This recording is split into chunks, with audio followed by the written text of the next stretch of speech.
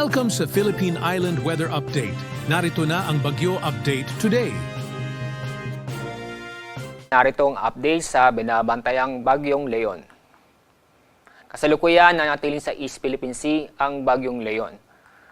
As of 4 o'clock ng madaling araw, ang layo ng gitna ng Bagyong Leon ay nasa 840 kilometers silangan ng Central Luzon.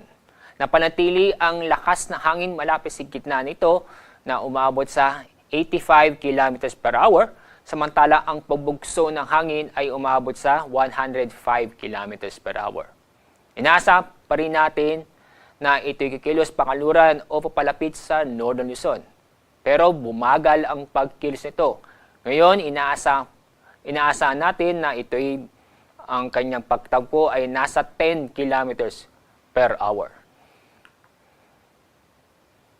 Nanatili pa rin nasa ilalo ng tropical cyclone wind signal number 1 sa eastern portion ng Cagayan, eastern portion ng Isabela, at northeastern portion ng Catanduanes. Base sa ating forecast track, posibleng lalapit sa Batanes area pagdating ng Miyerkules at sa Huwebes. Sa araw ng Biyernes, maaaring mag-landfall ang gitna o sentro ng Bagyong Leon sa Taiwan. Inaasahan pa rin natin na ito'y lalakas ang Bagyong Leon dahil nanatili dahil nasa dagat ang Bagyong Leon. Maaaring ngayong hapon ay lalakas ito at magiging severe tropical storm category.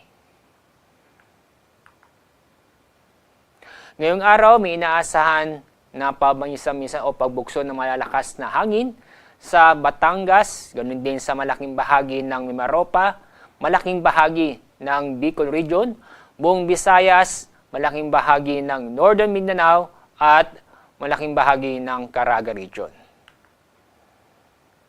Kasalukuyan, itong extension area ng bagyo o tinatawag dating trough ay umaabot o naapektuhan ang kalurang bahagi ng Southern Luzon, buong Visayas at Mindanao. Dahil dito, makakaasa ng mga kalat-kalat na pag-ulan at thunderstorms sa mga nabanggit na lugar. Sa ngayon, wala po tayo nakikitang matitindi o malalakas na pag-ulan.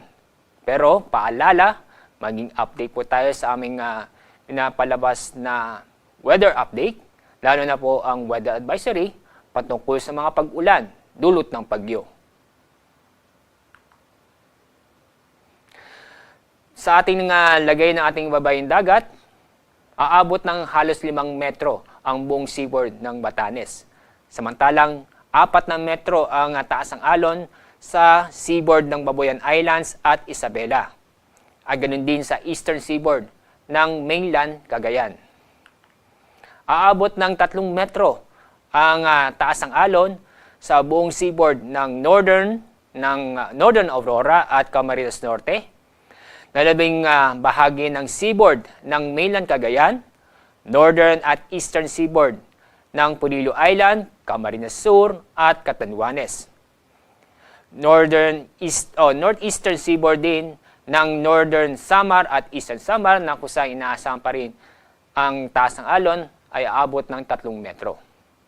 Kaya paalala sa mga kababayan po natin na huwag munang pumalaot sa mga nabanggit na lugar, lalo na ang gumagamit ng maliliit na sasakyang pandagat.